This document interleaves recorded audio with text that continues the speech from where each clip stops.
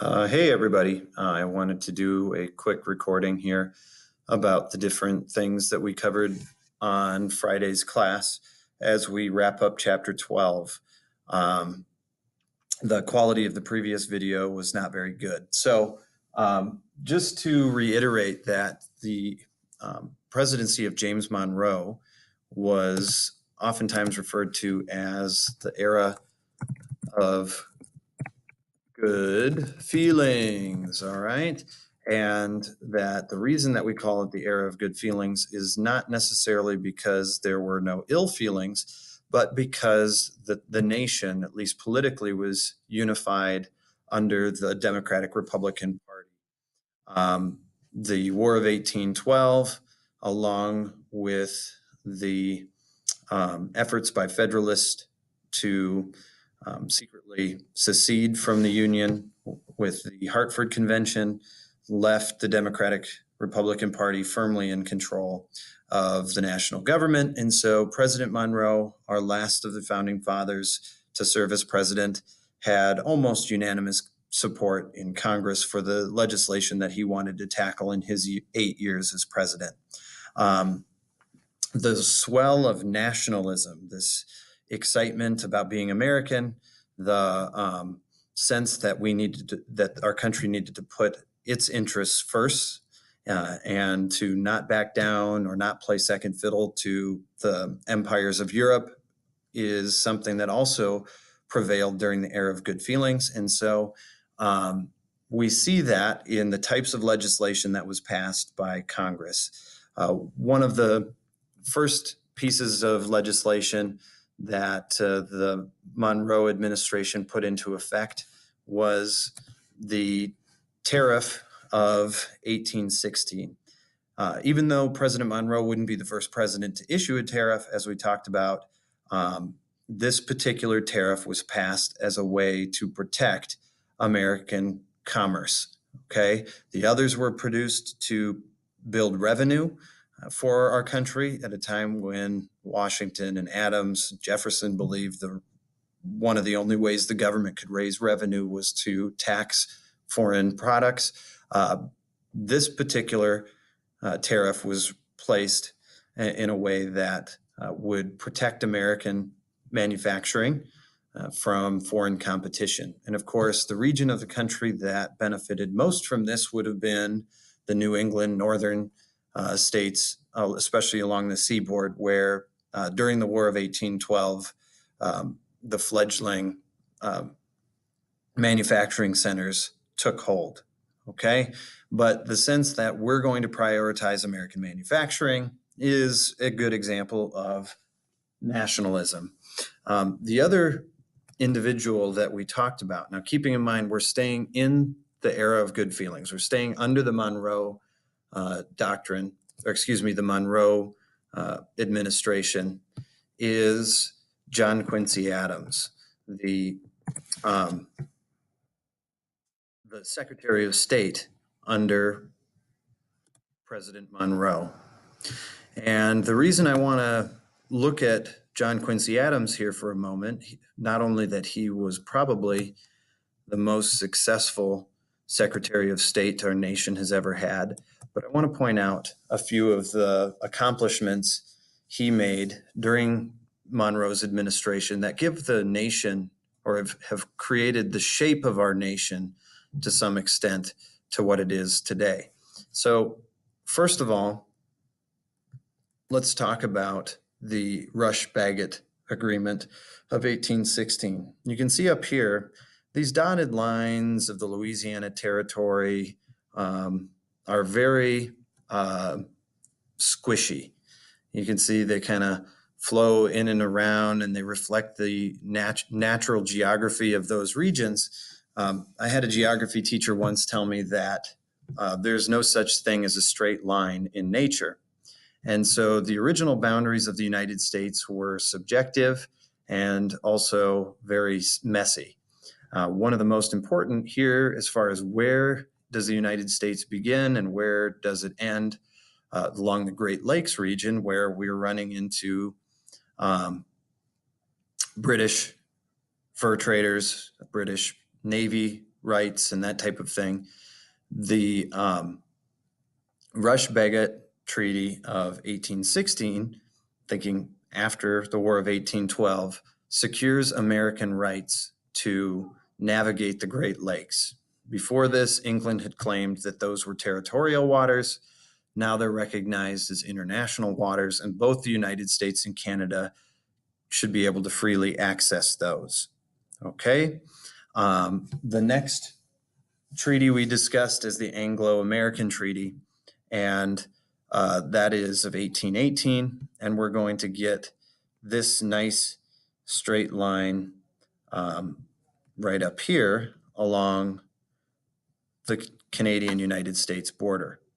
All right, those lines are going to clarify once and for all where the United States and the frontier ends and where Canada begins. You can see here how that kind of cut off a little bit of the Louisiana Purchase, but at the same time, the security of knowing these boundaries was very important for our nation to avoid conflict. The other thing that the Treaty with Britain of 1818, the Anglo-American Treaty, did was that it gave joint occupancy of Oregon country over here. Both the United States and Great Britain agreed that either nation could occupy this region for a period of 10 years. And so this would prevent conflicts, both violent and economic, from breaking out between the two countries, as a few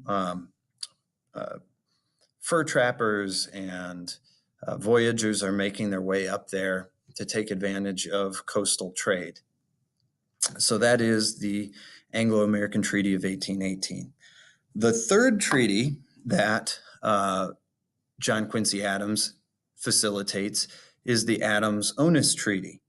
And number one, what the Adams-Onis Treaty does is it secures this boundary here. And you can see the nice straight lines following rivers and also following the absolute location, 42 degrees north, is going to create a clear distinction between the United States and Spain. And when Spain is ousted by the Mexican Revolution, it's going to create this same boundary between the United States and Mexico. The other part, probably the more important part of the Adams-Onis Treaty, is going to be the acquisition of Florida and Western Florida here, which is modern day Mississippi and Alabama and the state of Florida. Because of the actions that future President Andrew Jackson takes during this time to assail Native American tribes that had been attacking frontiersmen in Georgia and Mississippi, he chases Native American warriors down into Florida and attacks Spanish forts along the way, seizes these Spanish forts, and writes back to President Monroe that he has basically captured Florida. Because of his actions, Spain, dealing with its own headaches with Mexico, is happy to sell Florida to the United States. And so Florida, during this time, also becomes part of the U.S. Okay. The last thing pertaining to foreign diplomacy that we talked about is the Monroe Doctrine. And while the Monroe Doctrine and we're going to get a lot of information here that deals with Teddy Roosevelt as well as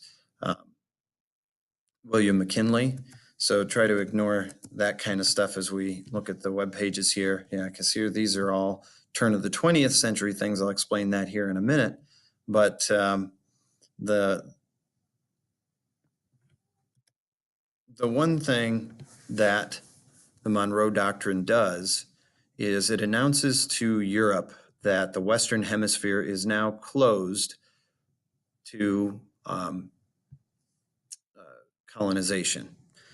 With the disruption of Spain in Latin America, Britain starts eyeballing Central America, South America, and looking to establish trade centers there, concerns that Britain could become the new colonial power to replace Spain in that region led President Monroe to issue a proclamation that America had the right to protect the West, defend itself, and defend its interests from colonialism.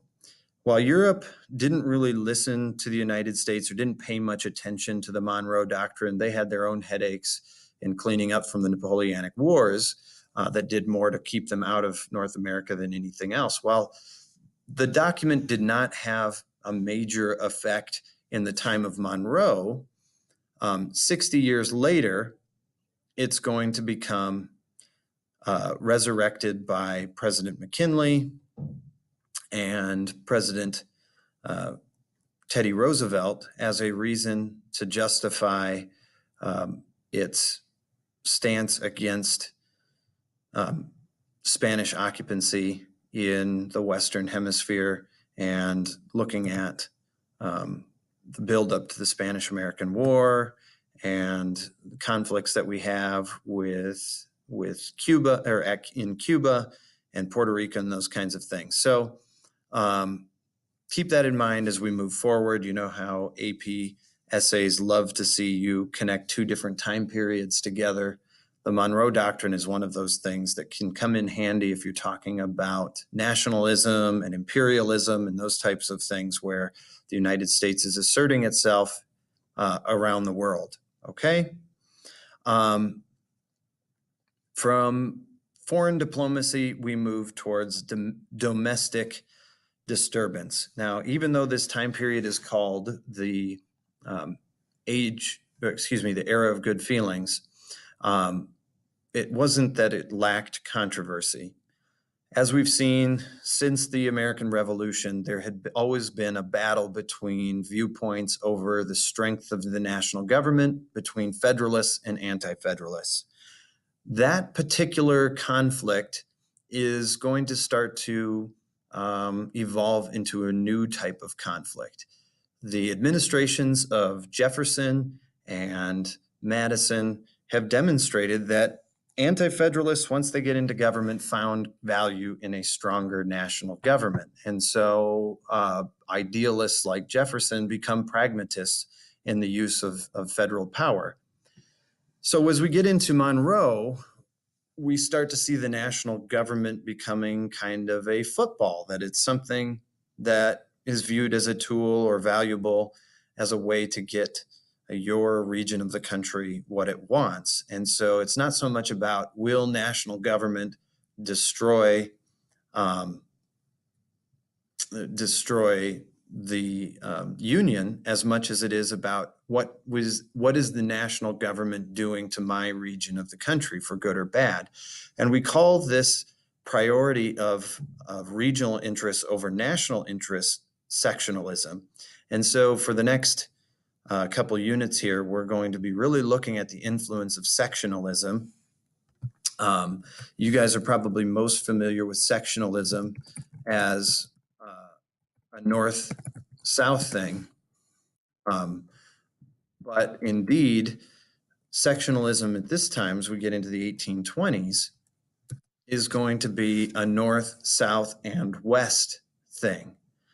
Now, one might say that the reason that for the South's frustration and eventually secession is because the North and the West really worked well together, compromised together, fit each other's needs more than the South and the West did.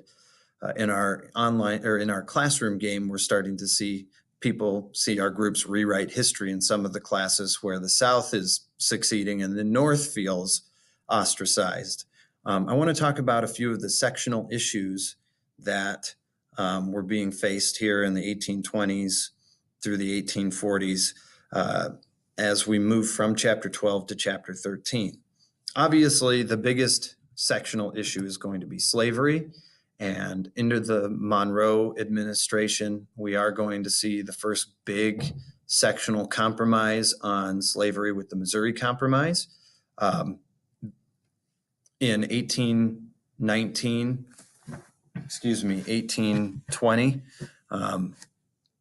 there's a federal bill that lowers the price of land in the West, and we're starting to see more settlement take place, a larger, fast-growing population in the West, especially along the Mississippi and Missouri River.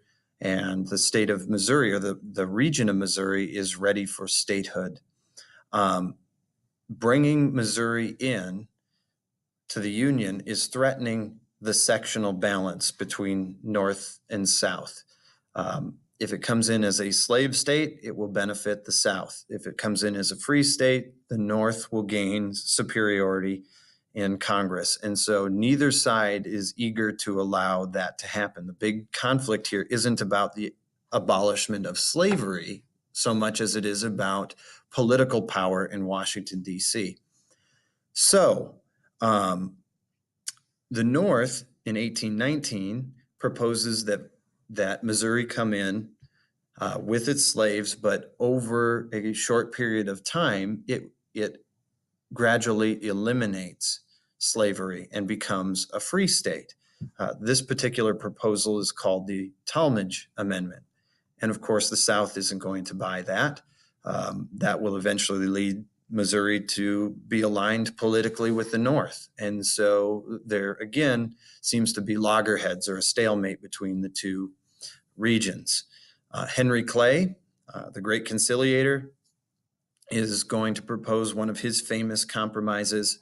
He wants to see Missouri come in as a slave state. It's going to be kind of a northernmost slave state in line with Kentucky and the northern parts of Virginia, Maryland, Delaware. So it's pushing up. It's going to be the state that's closest to the old Northwest Territory that has abolished slavery. So it will be allowed to come in to the Union as a slave state, but then as the compromise, Maine will be admitted as a free state. So each section gaining one set of states in Congress.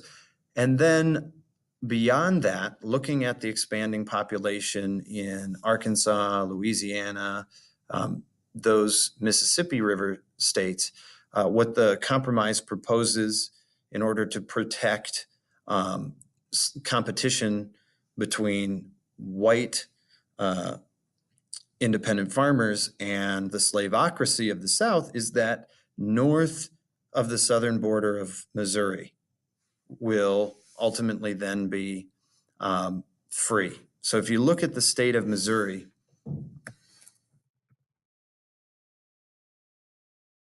you'll see a nice straight border. And what the Missouri Compromise then proposes is that, this is not the map that I want to look at here. There we go. So across the southern border of Missouri, then across the continent, any state that comes in north of that will then be admitted as a free state. So in 1820, this seems to ease the tension between the sections. It serves as a good temporary compromise. And so civil war is not going to be an issue in the immediate, but it doesn't solve the overall crisis that we have two different kinds of countries developing here, or territories, one free of slavery, one whose economy is totally dependent upon it. Okay, so that's a good example of the sectional debate over slavery. Other sectional debates include the chartering of the U.S. Bank.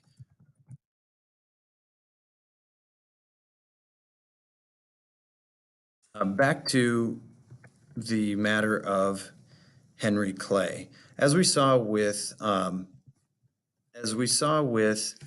the Federalist plan under Alexander Hamilton, a bank does a number of things. It's not only just for storing money, but at this time, the national bank, what the value of that would be is that it would stabilize the currency. It would have a Federal reserve of cash there that could be issued or withheld in order to regulate inflation and deflation. It would help set the interest rates and those kinds of things for loans. It would make sure that creditors made a healthy profit on their investments, and debtors would be able to access resources in order to make purchases, those kinds of things.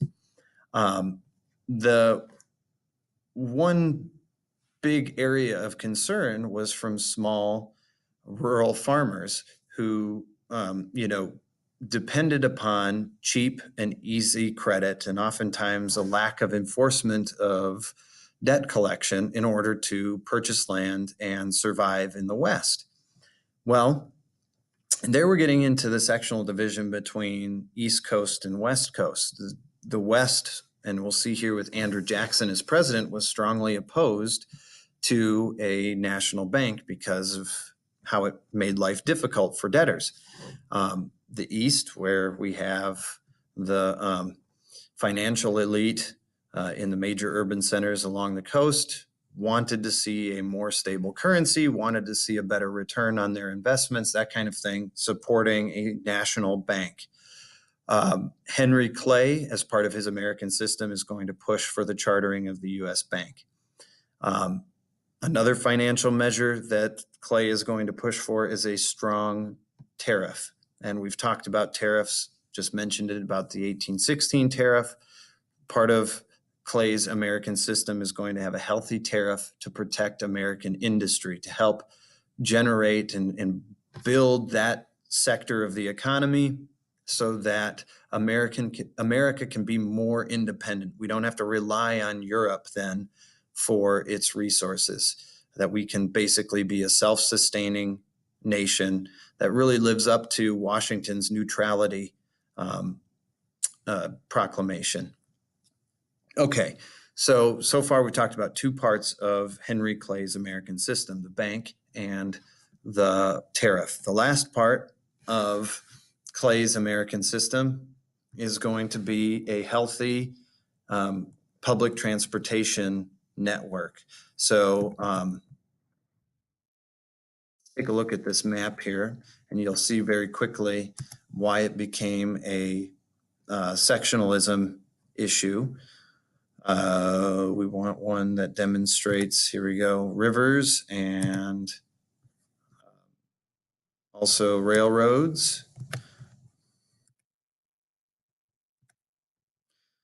Okay, take a look at this. You'll see in the blue, we've got rivers, navigable rivers, roads, and canals. Canals are man-made rivers. As we know, up until this point, the most efficient means of transportation is by waterway. And what the American system under Henry Clay proposed is to spend tax dollars to help build these things that would grease the wheels, no pun intended, grease the wheels of American commerce. You can see most of the funds would be dedicated to connecting the West, where all of this new foundation of America's raw materials. So you're thinking about staple crops and that type of thing could be brought to market in the East. And not so much in the South. Now, the South is in need of a heavy transportation network because, as you can see, quite a few of these river systems intertwine the South, and its plantation systems had used these rivers pretty successfully to bring their goods to the coast. And so, number one, the South didn't really need the transportation system, but number two, they weren't about paying for it either. And so this idea that Southerners should spend money, pay taxes in order for the North and the West to benefit seemed unfair. And so while the South was able to really limit the amount of canals and roads that were built on the nation's dime, there's this growing sense that what the United States needs is a better infrastructure system that connects the North and the West. And connecting the North and the West is going to begin to tie them together economically, which means politically they're going to be more unified as well. And as a consequence of that, the South is going to feel like the third wheel. No pun intended. Okay, so this is all to say, we're seeing here as we move out of the Jeffersonian age and into the age of mass democracy, and we're moving into the period of westward expansion, we're also moving into a time frame of sectionalism, where issues, not only slavery, but things like the bank, public transportation, the tariff, these types of things are going to divide our country politically for the next 40 years until there's a civil war. Okay. The final note that I want to talk about as far as what we covered today deals once again with John Marshall.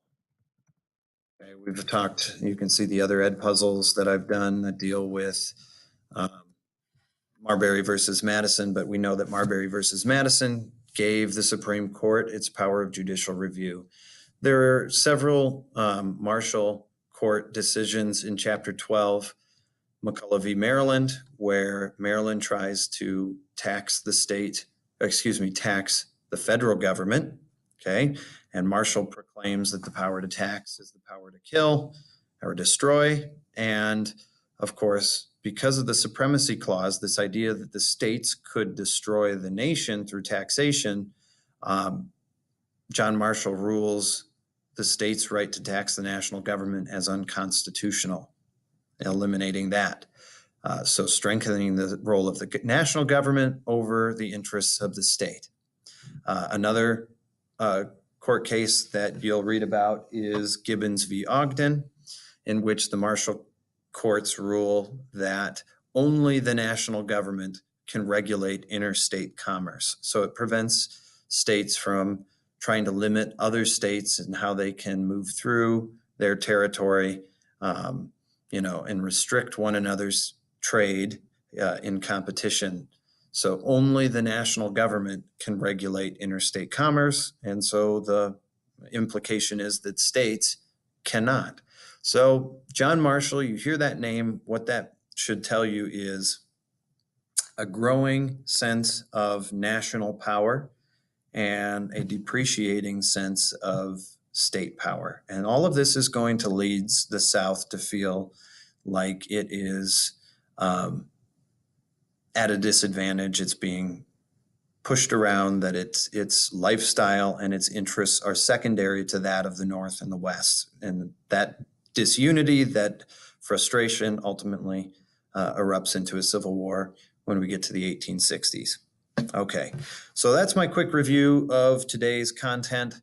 I hope that you'll have an enjoyable weekend. Monday is coming, and I know there's a lot of studying to do, but I also hope you put in some time and rest, relaxation, family, friends, and some fun too. So have a great weekend. Bye, everybody.